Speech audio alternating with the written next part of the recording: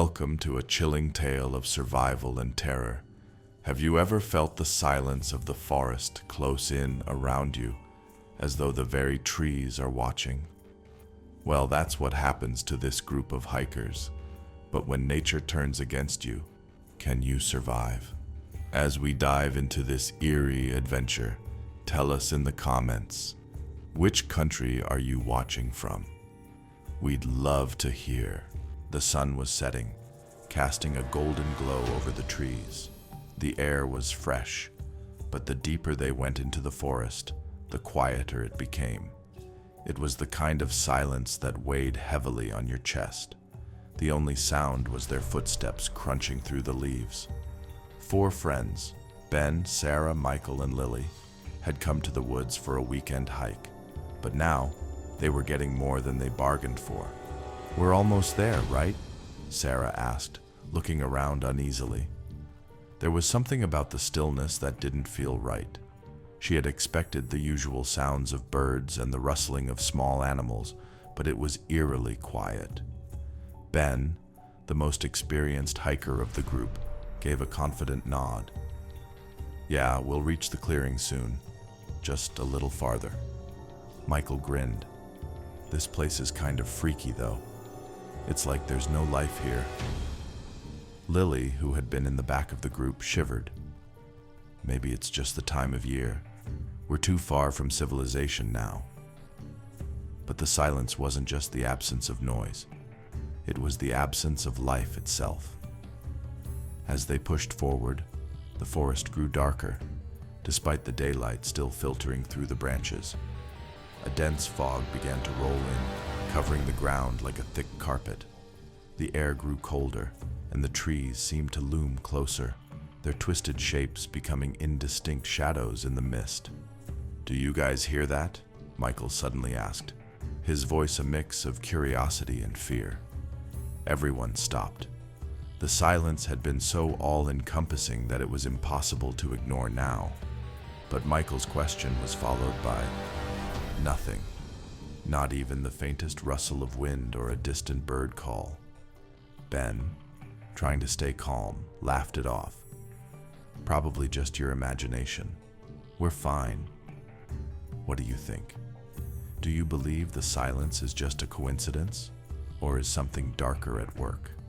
They continued their journey, but the silence only deepened. Each step felt heavier.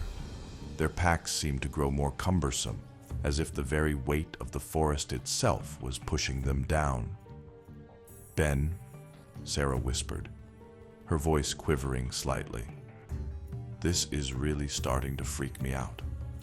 I've never been in a forest this quiet before." Ben tried to brush off her fears, but he knew she was right. Something was wrong.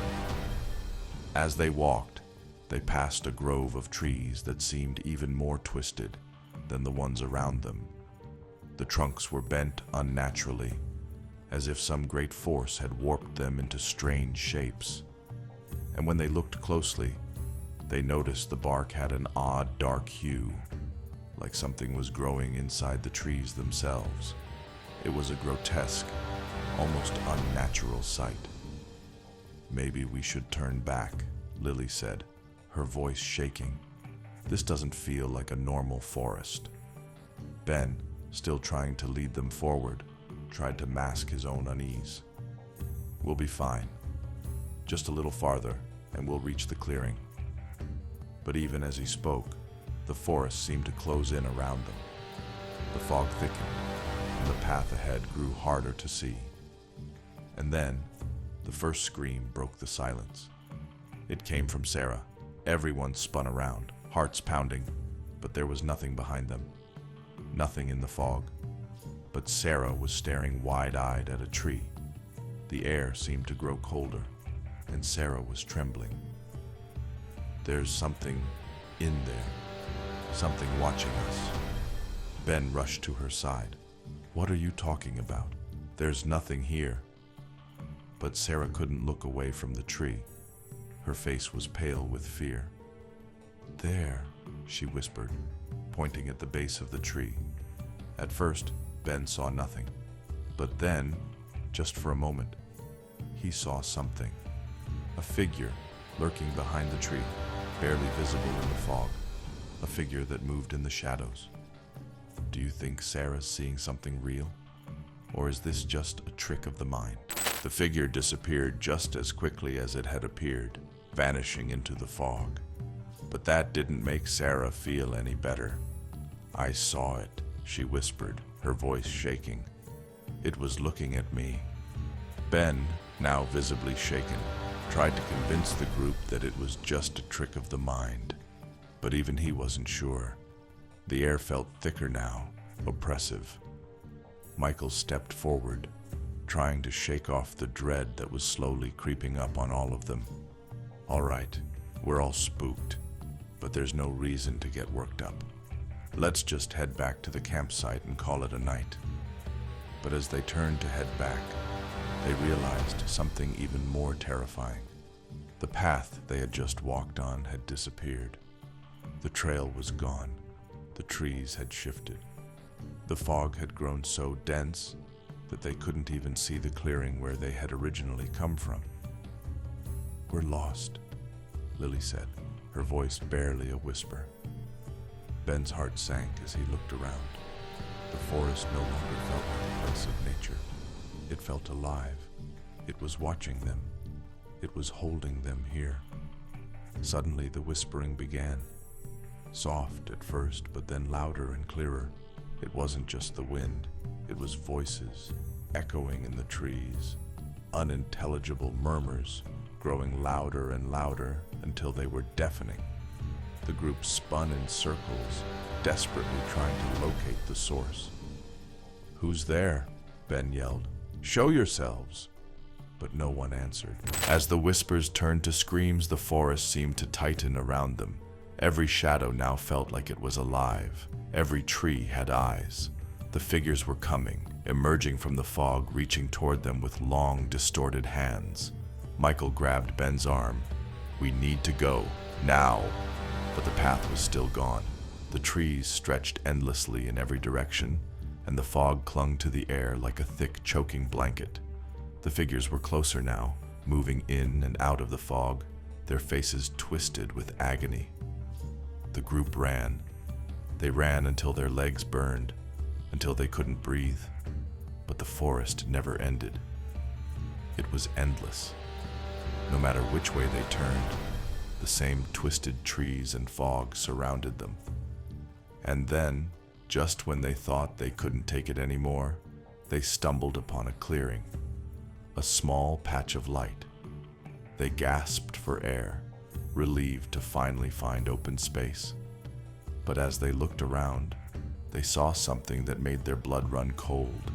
There was no escape. The figures had been waiting for them, and they were trapped. The clearing wasn't a safe haven. It was the center of the curse. The forest had taken them, and now they were part of it. The figures that had followed them into the clearing circled around them, their faces twisted in anguish, their movements jerky and unnatural. The air grew colder with every step they took, and the ground beneath their feet began to crack open, revealing dark voids below, deep and endless like the forest itself. Ben, Sarah, Michael, and Lily realized with horror that they were no longer human to the forest. They were part of its twisted collection. They weren't the first to be trapped, and they wouldn't be the last. The curse had claimed countless others over the centuries, lost souls that wandered into the forest thinking they could escape, only to be pulled into the ever-growing web of darkness. And now, it was their turn. They tried to scream for help, but their voices were swallowed by the forest, muffled by the thick, choking fog. The trees seemed to loom over them, their gnarled branches twisting like skeletal fingers, their bark contorting into grotesque faces. The forest had become their prison, and the air was thick with despair. A final whisper reached their ears, soft and cold, seeping into their bones. "You will never leave."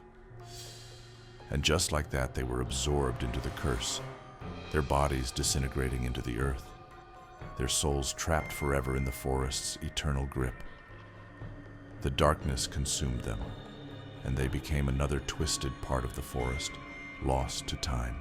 If you enjoyed this chilling story, don't forget to like, share, and subscribe for more terrifying tales. And let us know in the comments, what do you think it would feel like to be trapped in a forest that never lets you leave?